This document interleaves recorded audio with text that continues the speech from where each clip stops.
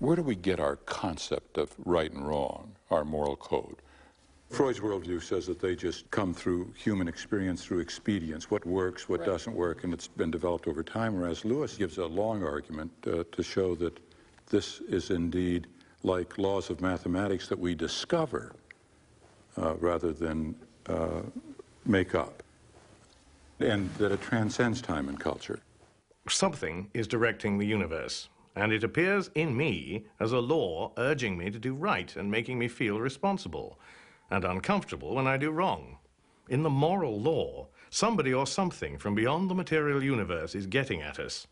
God is the impersonal mind at the back of this law. The ethical commands to which a religion seeks to lend its weight require some other foundations instead. A human society cannot do without them. But it is dangerous to link up obedience to them with religious belief. If no set of moral ideas were truer or better than any other, there would be no sense in preferring civilized morality to savage morality, or Christian morality to Nazi morality. It would be an undoubted advantage if we were to leave God out altogether and recognize the purely human origins of all the precepts and regulations of civilization. What are your reactions to those statements? To me is that it's both and. There's religious instinct, there's spiritual experiences, we have history behind us, we have civil codes, moral codes, we have all kinds of stuff that come at us from all different levels of consciousness. For me, you turn this around and these two things go directly together like the two sides of a magnet. So you're saying that this could indeed come from God, but it would be reinforced, observed, and reinforced through human experience. Well, I think Is that what you're saying? You could put it that way, or there could be more of a dialogue, kind of what to do. And clearly, we don't know what to do yet because this world's a mess. So it's not like there's one answer that's the right answer, and we just haven't, you know, if we all just went to it, we'd be okay. Let's take one question. What is the origin of the moral sentiments? So they evolved through natural forces and culture and history, or God implemented, Why can't put it them be in both? this? How can it be both? How can it not be both? Unless you wanted to say the forces of history and nature is God's way of doing it. Right. Okay. Yeah. But it doesn't sort of add God much. works in it doesn't history. add anything. It just Why not? It just adds a word to the system. No, it adds, no, I don't agree. I think it adds an element of our humility. I think it adds an element of the unknown, that we, no matter what, we don't know. We don't know. Well, another thing that I think it's important to be clear on is that the moral principles of a particular religion may be true from the standpoint of someone who's secular, but for different reasons than merely the fact that they were promulgated by God. I.e., you can reject the Christian or Jewish or Muslim or Buddhist arguments about creation and about the existence of God, but yet buy in almost entirely to their moral conception, but not necessarily because you think it's divinely inspired, but just because there's a lot of wisdom inherent in these belief systems, because lots of smart people spent lots of time thinking these things through, articulating the principles, and look, they've been successful. Like, look, You're saying that they come from human experience over time. Is that right? Well, I'm saying it's a possible argument. Yeah. But I think I'm sorry? It's a possible argument. And you would agree with that. You would say that they do mesh with human nature, right, but precisely because the Creator envisioned this for the species. And I might say, well, just naturalistically, this has come to be, and it is good for the species, and these principles are good principles by which to govern our lives. My sense of morality comes from a community dealing with certain historical issues, and you know, in particular, the situation of African Americans in this land, and that helps determine what the work is. That determines what, and from those past experiences, we learn what is right and what is wrong. But what if I came to you and I said that I believe social justice really, it's an unworthy cause. I feel that the earth has only limited resources, and therefore we should maximize the use of those resources in certain ways that will allow the ultimate achievement by the human race. I mean, that's an old philosophy that unfortunately was adopted by the Nazis. A type of manifest. Yeah, a horror, right?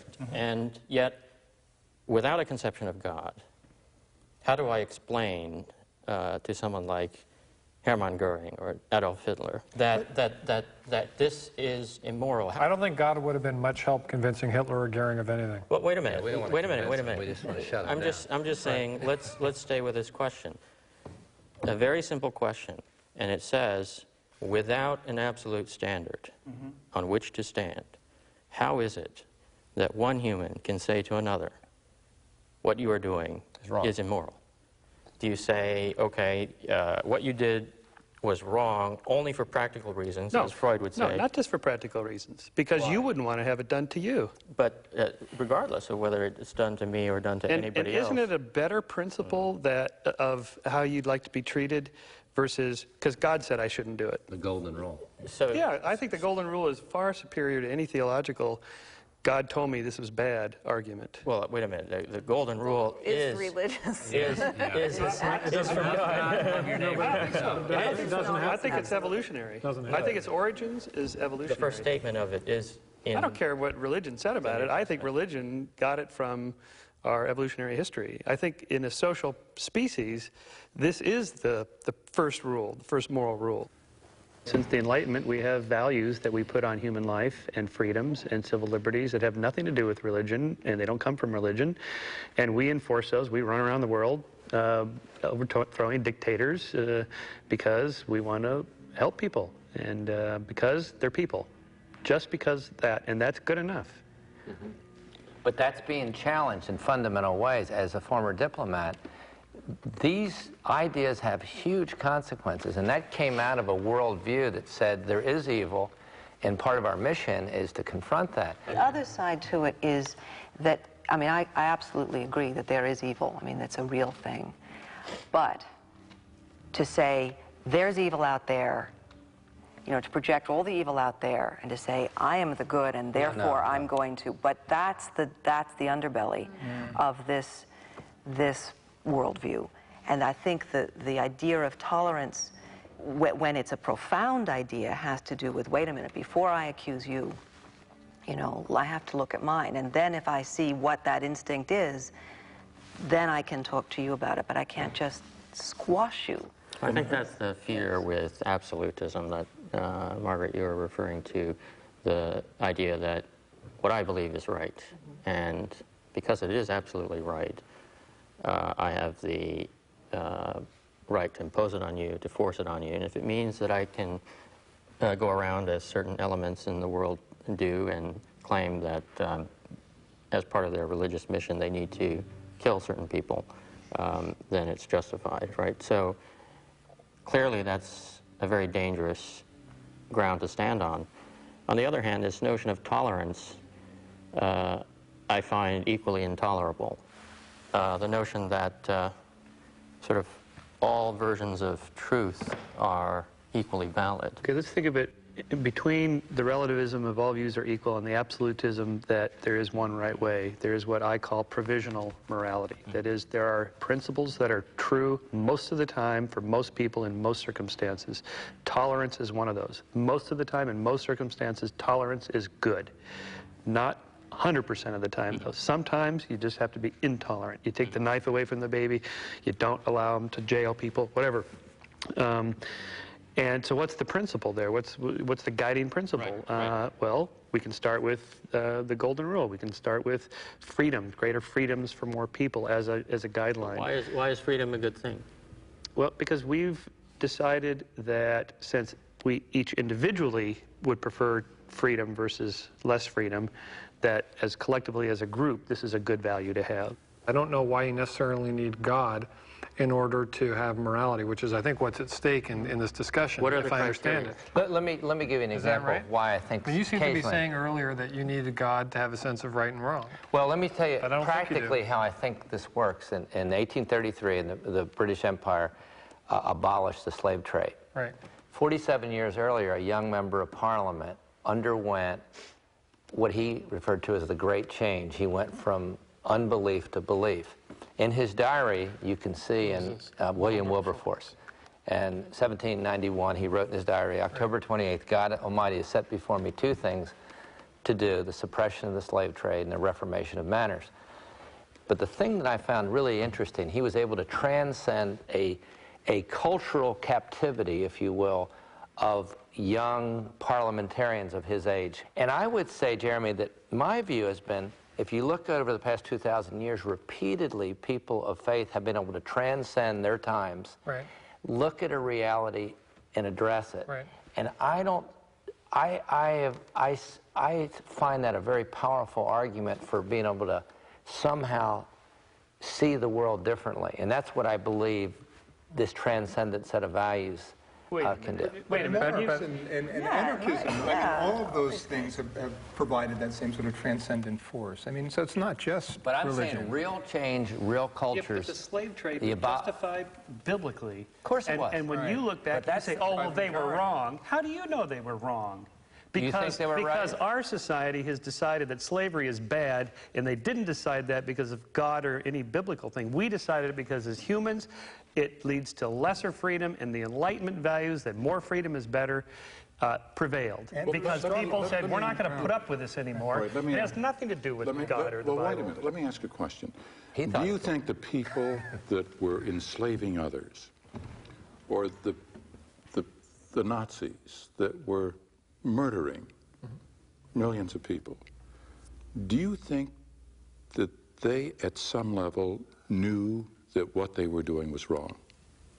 They may not have, and the reason they may not have is if they based their positions on flawed premises. But if you correct that error, then presumably their beliefs change. And similarly with slavery, there's a belief in, some people tried to justify slavery unsuccessfully on the grounds that there was a difference between the races. But that's false. Well, they did it for a long time. They were able to justify it. Right, but that's false. So there is no justification. Say with the Nazis, though, that developed this theory of, do you think that they really believed that underneath?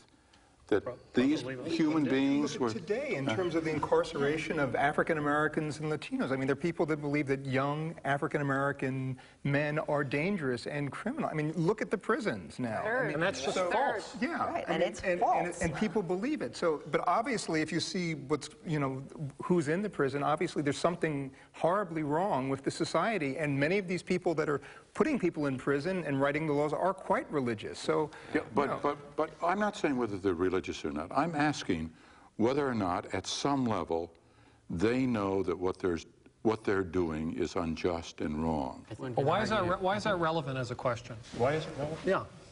I think it's very relevant because it points to what we're trying to understand here about one worldview, and one of Lewis's main arguments for the spiritual worldview is that there is in everyone a basic understanding of what is right and what's wrong, that's just there, that transcends time and culture. My father is here with a very old friend of his. In this picture, neither of these two men knew that they were photographed. That is why the whole thing is so natural.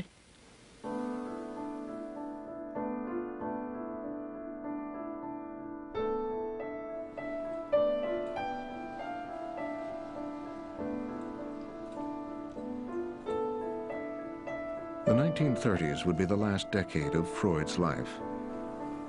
He already had cancer of the mouth, and he knew it would kill him. My father and mother. Freud's daughter, Anna, looks back at the family home movies. This was at the time when we couldn't leave Vienna anymore in the summers because of my father's illness. And so we took a house in the suburbs, and my father enjoyed the flowers so very much. He's an old man. He's extremely sick. He's had cancer for decades, and they've been cutting on him for decades. And he's got this huge implement in his mouth that's covering the opening in his palate so the food that he eats doesn't come out of his nose. I mean, he's in terrible pain all the time. Freud knew that he was dying, and I think that led him again to consider the attitude towards death, which he had written about before, Thoughts for the Times on War and Death and so forth. And of course, concern with death, disappearances, run right through Freud's writings from the very beginning to the very end. He would even say to Ernest Jones, "Goodbye, Jones, you'll never see me again." So it was a preoccupation that he had. He was superstitious about the date of his death for years through his life. And I think that as death approached and became a reality, he again tried to understand what is the meaning of death. And of course, one of the wishes that's involved is a wish for immortality, a wish to not die, along with a wish to be relieved of the suffering, a wish to die. So I think that absolutely preoccupied him. It is the day of my parents' golden wedding. And now you will see a whole string of visitors, people from the country, a little girl.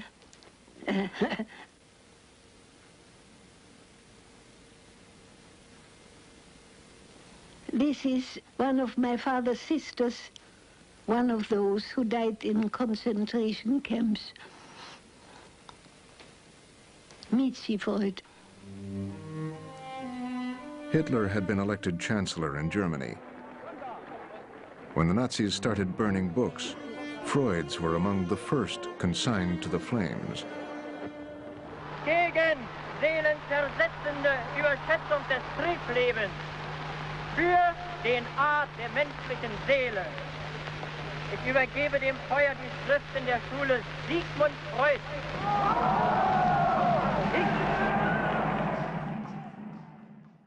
What progress we are making.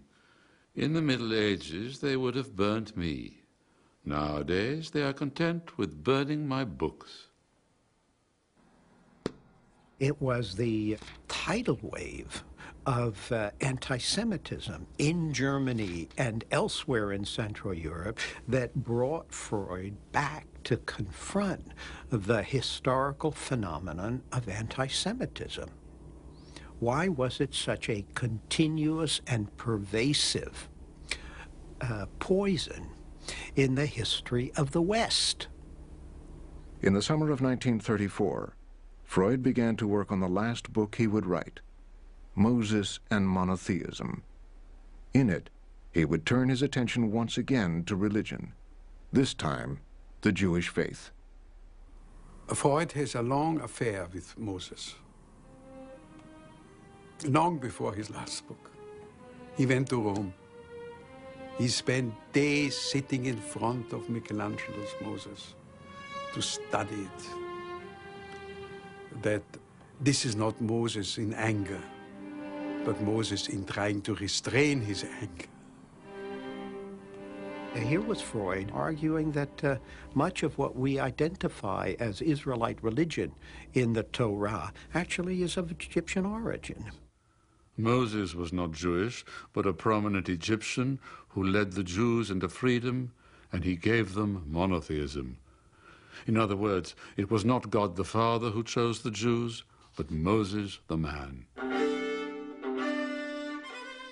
Moses leads the Jews out of Egypt into the desert. But then Freud departs from the Bible. He gave himself a very interesting freedom. He says this is not a scientific study. It is a novella, a short story. I will try on some of my ideas and play with it. In Freud's version, the Jews follow Moses into exile, but they do not accept his revolutionary new belief in just one God. They revolted and threw off the burden of a religion that had been forced on them. They took their destiny into their own hands and did away with their tyrant. They assassinated Moses. Moses' ultimate triumph is assured by the manner of his death. The people of Israel are overcome with guilt at what they have done, so they internalize everything that they had rejected while Moses was alive. Freud goes on to reinterpret the crucifixion in terms of Jewish history. Guilt has to be relieved. You can't walk around forever burdened by excessive guilt. So Christianity provides humanity with a way of relieving guilt. The murder of God's Son is a sacrifice that atones, not for the eating of the apple in the Garden of Eden, but for the murder of the primal Father. So Christianity offers relief from unbearable guilt. And Judaism rejects that offer of relief. The world repays Judaism with eternal hatred. That's Freud's deep-seated psychological explanation for anti-Semitism. Freud is identified with Moses, who brings the commandments, who preserves the tablets of the law, and who brings a new, not only a new set of regulations, but a new way of understanding human nature to humanity. The thing that is most significant for a reader of the Bible or anyone who knows the story is that there is no God to tell Moses what to do. Like Freud, Moses tells himself what to do. He is his own man. But historic events forced Freud to stop working on the manuscript. Now this is already Hitler in Vienna. That's our house looked with the swastikas on it. In March of 1938, the German army occupied all of Austria. They began the systematic persecution and deportation of Austria's Jews. Oh, and that is the crowds cheering Hitler. Look at the crowd. That's how it looked.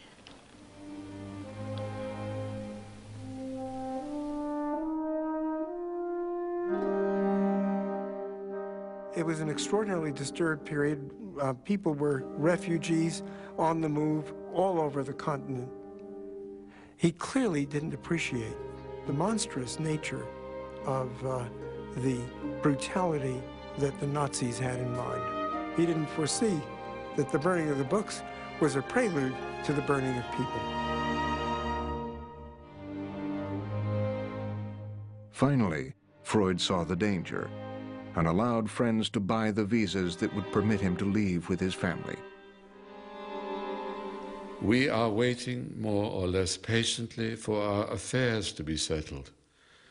In view of the little time we have left to live, I fret at the delay. Anna's youthful vigor and optimistic energy have fortunately remained unshaken. Otherwise, life would be difficult to carry on at all. We left Vienna by a night train and spent a day of rest in Paris. My brother Ernst, who came to Paris to meet us. My father hoped to see something of Paris again, but he was too tired from the trip.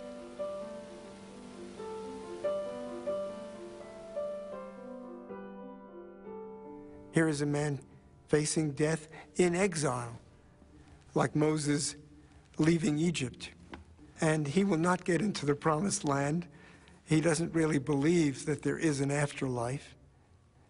He faces death with an attempt again to review his own line of reasoning, the question of whether one believes or disbelieves in a paradise and a heaven, a hell, and a life after death, in immortality. And he rejects all of that for him on the basis of the perpetuation of childhood fantasy into adult life. He thinks that this is not realistic and that one should face death stoically with a realization that that is part of life. It's the end of life. We do not know why it was designed this way, that life should come to an end. Once established in London, Freud published Moses and Monotheism. The book outraged both Jews and Christians. Though old and sick, Freud was as defiant of his critics as he had been throughout his life. He's in England. He is suddenly freed from all of the constraints of that public face that he had to present in Vienna. And he can do things that, in a sense, he wants to now do as a public figure. At the same time that he writes Moses and Monotheism, he writes an open letter in English against the persecution of the Jews. Does he do it as a Jew or as a scientist or as a psychoanalyst? At this point, he's all of them. Oh, this is definitely a birthday. It's the last birthday. Freud usually wound the clock in his study. He had not. He was too sick. And Freud knew that his time was up. The end was very near. Our unconscious does not believe in its own death. It behaves as if it were immortal. We cannot imagine our own death, and when we attempt to do so, we can perceive that we are, in fact, still spectators. He faced a great deal of pain and suffering with as minimal treatment as possible, because he was always concerned that it might interfere with his thought processes. He didn't want to be in a state where he might be logy, lethargic, dazed, unable to concentrate. I cannot face the idea of life without work. What would one do when ideas failed or words refused to come? It is impossible not to shudder at the thought. All of a sudden, he has to come to terms with this new life, and he does it remarkably. I mean, it's an enormously productive moment, given all of these other constraints. And his arrangement, of course, with his physician was that if he was no longer, this was an arrangement that went back to Vienna, he was no longer able to deal with the pain of the cancer, he would be given an overdose of morphine, which at some point he decides he actually needs. My dear, sure. You remember our first talk? You promised me then you would not forsake me when the time had come. It is only torture now. It no longer makes any sense. He had all his antiquities with him, all his gods that he talked to, and his personal intellectual life there with him. It is my personal conviction that the ghost of Moses, it was saying to him, come on, have the courage to get rid of God to the very end. And he died as self-possessed as he has lived, not asking for consolation, not asking anyone to protect him, but simply dying as he had lived, with this kind of rebellious defiance and conqueror's stance.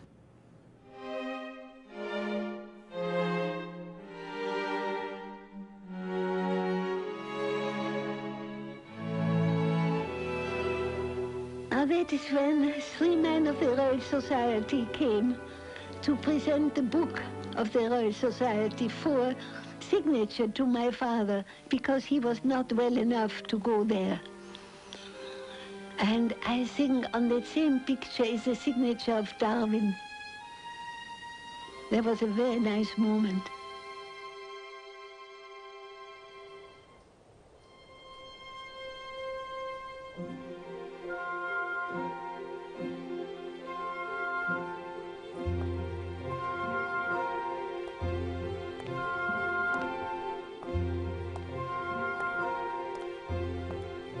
By the 1950s, C.S. Lewis had become a famous figure and the most popular spokesperson for Christianity in the English-speaking world.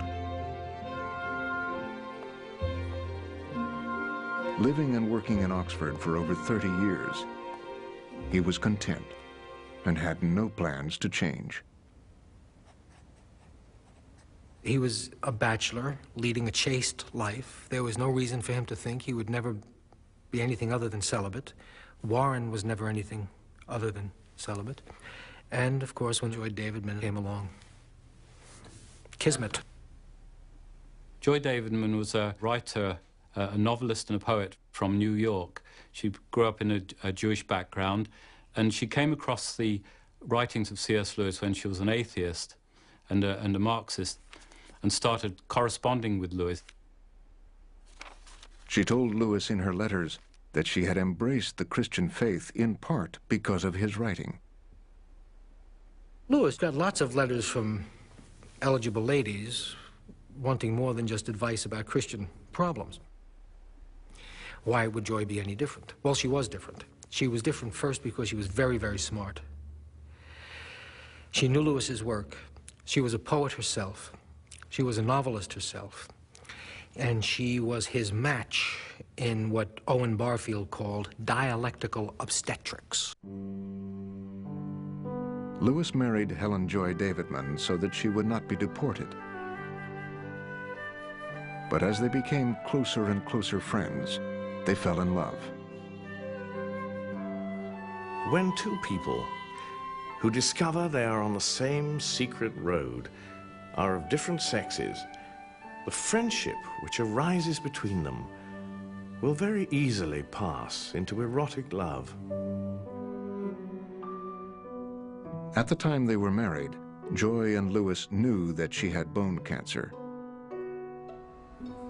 I am very shortly to be both a bridegroom and a widower. Lewis turned to a former pupil who had become a priest, Peter Bide. Peter Bide comes to the hospital, and Lewis asks if this man, who has some reputation for possessing a healing gift, would place his hands upon Joy and pray that she be healed. Peter Bide does this and lays his hand upon Lewis, who prays that he will get the pain that Joy is suffering, because the pain is ferocious. And of course, Joy is expected to die within a day or two. She doesn't.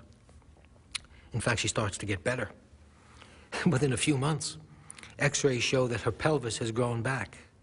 The bone has regenerated. Doctors cannot explain this. After her remission, Joy moved into the Lewis home with her two sons, David, 11, and Douglas, 13. I never expected to have in my 60s that happiness that passed me by in my 20s. For those few years, Helen and I feasted on love. Her great otherworldly ambition in life was to go to Greece. She'd wanted this since she was a young girl. They went to Mycenae, they went to Crete, they went to Rhodes. Joy climbed all the way up to the Acropolis. It was a wonderful bonus, and it was one of the happiest periods of Lewis's life. But the cancer returned. Joy and C.S. Lewis were separated by death on July 14th, 1960.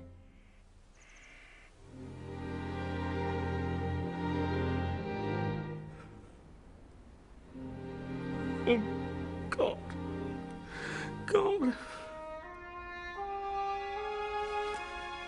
Why did you take such trouble to force this creature out of its shell? if it's now doomed to crawl back, to be sucked back into it? Where is God?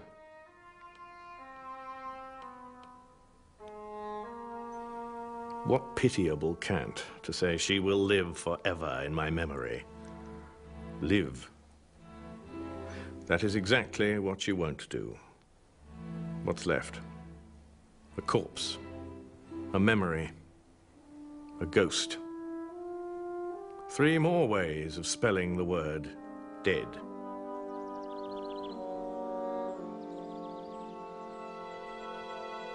A Grief Observed is Lewis's description of the journey he took after Joy's death. A portrait of grief and a struggle with his own faith.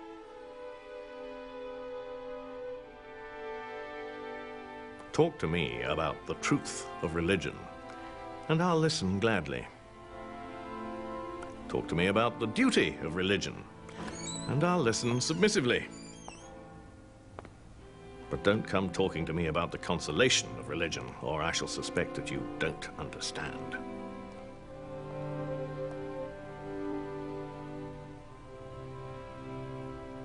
The conclusion is not, so there's no God after all, but so this is what God is really like. The cosmic sadist, the spiteful imbecile. He lashes out at God, and he says, how can you expect us to live this way? Very much like Job. Very honestly, he doesn't just argue. He emotes. The whole of his being is there in front of God. It's a deep trust in God that allows him to give vent to his distrust.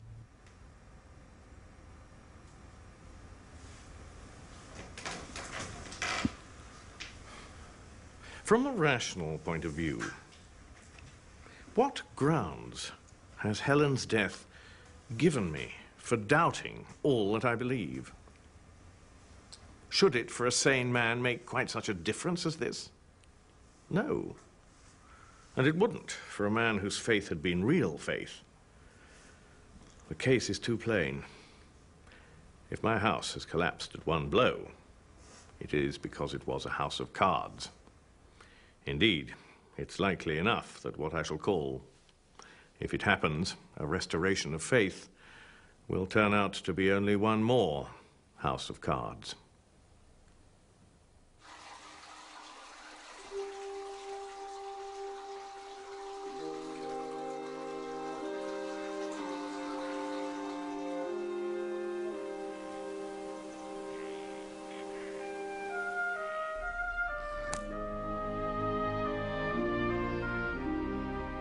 Something quite unexpected has happened. Came this morning early. Suddenly, at the very moment when so far I mourned Helen least, I remembered her best.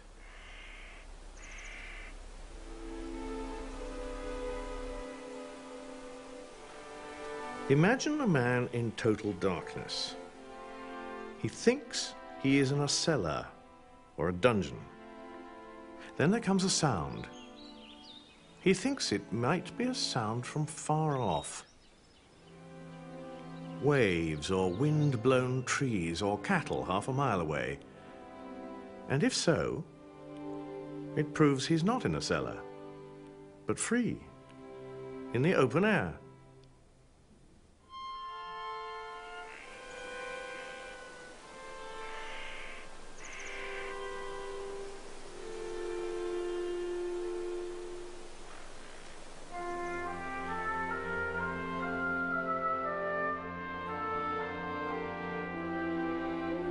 Lord, are these your real terms?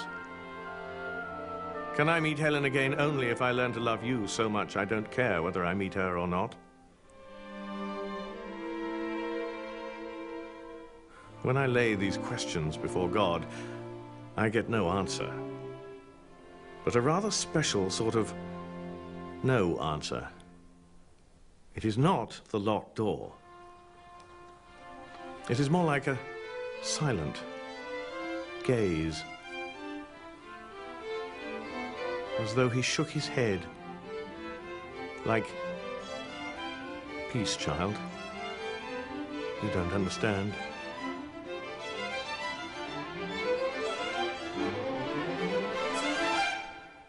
How wicked it would be if we could, to call the dead back. She said, not to me, but to the chaplain, I am at peace with God. She smiled, but not at me. 2 years after his wife's death, C.S. Lewis began to have problems with his heart. He fell into a long coma and then unexpectedly recovered. It would have been a luxuriously easy passage, and one almost regrets having the door shut in one's face. To be brought back to life and have all one's dying to do again was rather hard.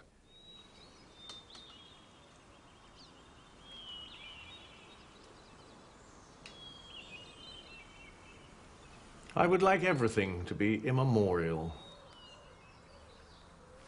To have the same old horizons, the same garden, the same smells and sounds, always there, changeless.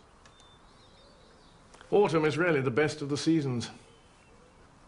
And I'm not sure that old age isn't the best part of life. But of course, like autumn, it doesn't last.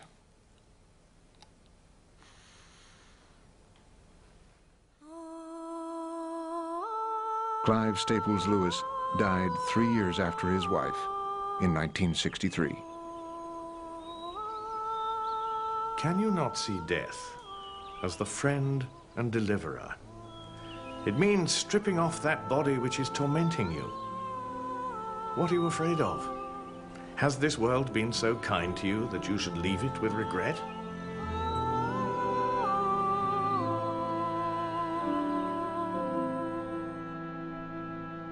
How do you equate an omnipotent, all-loving being with what we've come to expect and experience in our lives? How do we cope with the problem of suffering? There is no solution to the problem of death. Period. There's nothing more to say. There is no solution.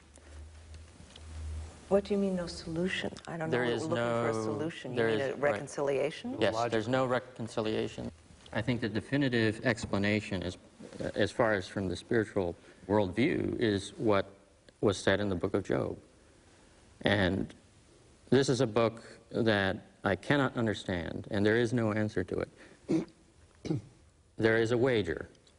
And God's a sadist in that. Exactly. God's a total sadist. Okay? There is a wager between God and the devil. Okay? And we're back into dualism. And the wager is Job only obeys you because you've blessed him. And God says, fine, torture him, devil. Do everything, but you can't kill him. And so he's tortured to the extreme, loses all his children, wealth, gets boils. And at the very end, you know, when his wife is telling him, curse God and die, he says, no, I will remain faithful. Okay, but he still wants an account from God. Why are you doing this to me? I have not been sinful. I have not committed anything that deserves this. So why do you believe? I'm sorry? So why do you believe? Because, as Lewis says, faith, the problem of pain is only a problem because one believes in the spiritual worldview. In other words, faith creates the problem of pain. Right. So just get rid of the faith and that's it. There is no God. Then there's no problem. Which you then go back and logically try to justify, although you I don't justify the problem of pain. Yeah, I'm angry about the problem of pain, as you can tell. Yes. It's a horrible concept, and it's one that I cannot reconcile logically with a loving God. I cannot reconcile it. Huh. You should be an atheist. You really should. You should try it. Just for like a year and see how it goes. Because, you know, seriously, you'd be fine. Hell. You'd be fine. We're not going to have any proselytizing. Yeah, he's the only one at the table. How about change? I believe in free will. I have no choice. So what theory of the universe makes most sense given the data? If you start with the premise that God is omnipotent, omniscient, and benevolent, and then you run up against the data that bad things are happening to good people for no particular reason, it seems as though you can't reconcile the data to your theory. I don't think I can know what I really believe unless I'm challenged and face something that's beyond my capacity to deal with. Those moments when I've had periods like that, it really has, in a funny way, been strengthening to me, because I say, you know, it's great during the good times, but during the challenging moments, you know, when friends are going through a divorce or they lose a child, and it does matter what you believe. It absolutely matters. One of my children got cancer in perfect health. I just got a call from college one day. And it was such a horrible experience. I mean, it's much more horrible than getting it yourself, because there's nothing you can do. And the thing that amazed me about it was that in my worst moments, I realized that I still thought that life was beautiful. And that I still thought that in some way that I couldn't see then, things were all right. That God is ultimately good? Is that what you're concluding? That the difference between us and God, the test, I can't think of any other way of expressing it, that Job had, was, are you willing to because you have, if you're a person of faith, you have a good experience of God. You've experienced the sacred in some meaningful, positive way, or you wouldn't be on this path to begin with. Right. So, for that person, are you still going to believe the positive stuff when some negative stuff happens to you? That's the issue. Let me just ask one quick question, though. Did you feel during that experience, like what several people here just said, that God is a sadist? No, because my God is not up there and I'm down here. God is right here, right now, in some way. God is, one thing we know about God is whatever you think God is not that. God is deeply mysterious and is somehow here right now in everything with us, so that when my son and I were agonizing about what he was going through, God was agonizing with us. Now, how do we resolve and come to terms with what Freud called the painful riddle of death? Freud makes the interesting observation that our unconscious does not believe in its own death. It behaves as if it were immortal. Perhaps Lewis would say that our minds refuse death because death was not part of the original plan of creation. Does our worldview actually help resolve this problem? And how does this work in terms of people whom you've seen in your own family or your own friends end up their lives? Well, it absolutely affects your life and the way you deal with death. Because if you believe in a life after death, then it's only a temporary goodbye, not a permanent goodbye. Right. So that's very comforting. So I could see it being incredibly comforting, and that's precisely Freud's argument. That's exactly what we'd wish it to be, and therefore it's not surprising that people would come to believe in this sort of thing. Now, if you don't believe in an afterlife, as I do, I'm not sure what I believe. As I say, I'm agnostic. I don't believe in an afterlife because I've seen no evidence of it. It makes death frightening. And I'm afraid of dying. I'm afraid of dying because of the unknown. I don't know what lies next. I also know that if I die, I won't be able to see other people. I suppose I wouldn't know the difference, but if people around me die, that could be it forever. And that's obviously extremely painful. And I don't have something to latch on to say, well, you know what, could be a few more years and join them in a better place. It might be it forever. Since I don't believe there's an afterlife at all, that this is all there is, that, for example, when my mother was dying, and it took her like 10 years, she had these brain tumors, kept taking them out, they kept coming back, and this went on and on for 10 years, she finally succumbed. You know, I felt from the moment this started happening, well, you know, since I'll never see her again, and she's not going anywhere, and neither am I, this is it. Every single moment I could have with her, you know, and everything I could say to her that was loving, and every time I could spend time with her, all that just to me was incredibly enhanced by the fact that there is nothing else. And I feel that way with my daughter, too. It's like, you know, you think about your daughter going to college or whatever. Forget that. I'm just happy to see her the next day and the next day and the next day. Every day I can have with her is just incredibly rich because of my worldview. It's not that people that are religious can't feel the same way. They do. It's just that's how mine informs me. I don't look forward to an afterlife. I don't deny that there might. I'm assuming that this energy that I live in, this libido that exists in me, is released into the universe and continues life. I mean, energy doesn't disappear. And my experience working with dying people over the years in the hospital is that there is energy that leaves. I've seen it. I've witnessed it. It's not just, there is then just a corpse, but the life force moves. I've seen it move out of bodies. I mean, there's energy. It goes somewhere. So my feeling is I have no idea. I don't use afterlife. That's not part of my concept, but I do believe in a conservation. What does that mean, conservation? I think that matter is conserved, energy is conserved. Folks who I have loved who have died, their influence stays with me. I hear their words, I see their work, I see the influence that they've had on so many people, so I realize it continues. In memory, you mean? Or more than in memory, it's real. I mean, I think of, you know, writers, you know, people like, you know, Toni Cade Bambara. I mean, her words, the way she animated communities as a cultural worker, that stays with me. Isn't there a difference between memory that goes on and existence in another?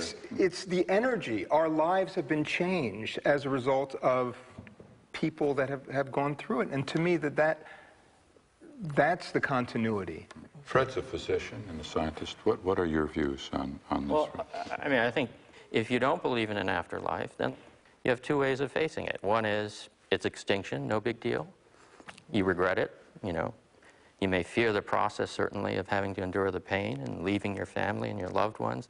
Or, you know, you may have that lurking fear that maybe Lewis's worldview is correct and that you might end up in Dante's seventh circle, you know, and that's a cause for fear independent of other things. Yeah, no, we haven't spoken much about hell here, which I think is actually, an obstacle to faith for some people. And that is, if God is all good and all powerful, forget the fact that just bad things happen to good people, but what about people like Michael and me who've been struggling with these questions? It would seem kind of unfair if we had to suffer for eternity because we didn't believe after doing the best we could, living according to our lights. I find that a very troubling concept. Now, not all religions believe that, and people try to soft sell it and say, well, hell just means absence from God, it doesn't mean suffering. There's been a lot of stuff that's gone down in history about you're going to be burning and suffering for eternity unless you believe. So I find that troubling. I don't know if people here believe in hell. You do. I find it terribly troubling. And you believe in it. Well, I don't know that there's not enough description in the scriptures to know whether there are 9 circles and that they're ordered in a certain way. I know the New Testament scripture says there's gnashing of teeth. Sounds pretty bad, but he says that. As bad as fire and burning. Right. He says.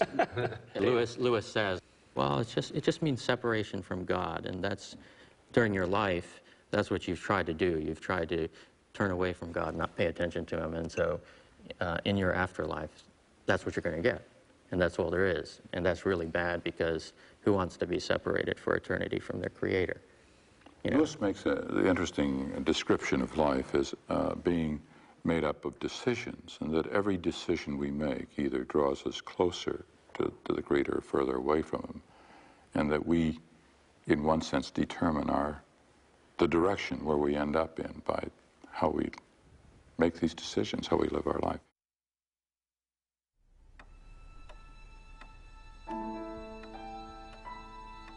Is it possible that Freud and Lewis represent conflicting parts of ourselves?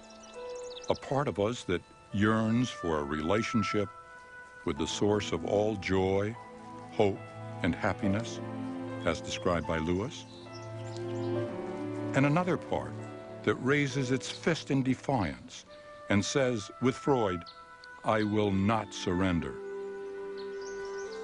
Whatever part we choose to express will determine our purpose, our identity, and our whole philosophy of life.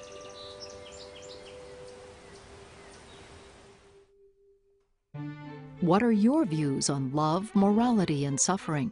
Exchange views with others in our discussion forums and explore these subjects in greater depth with artists, scientists, writers, and thinkers at pbs.org.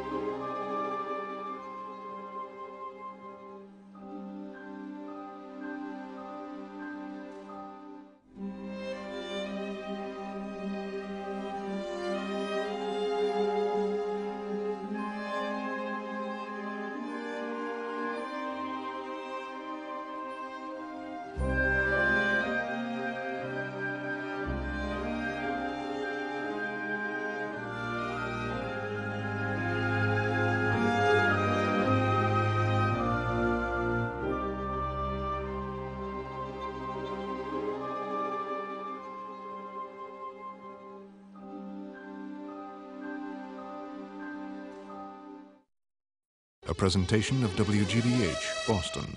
Funding for this program was provided by Lawrence Rockefeller, the John Templeton Foundation, the Arthur Vining Davis Foundation, the Paul Montrone Foundation, Tom and Gert Phillips, the ServiceMaster Company. Funding is also provided by these funders: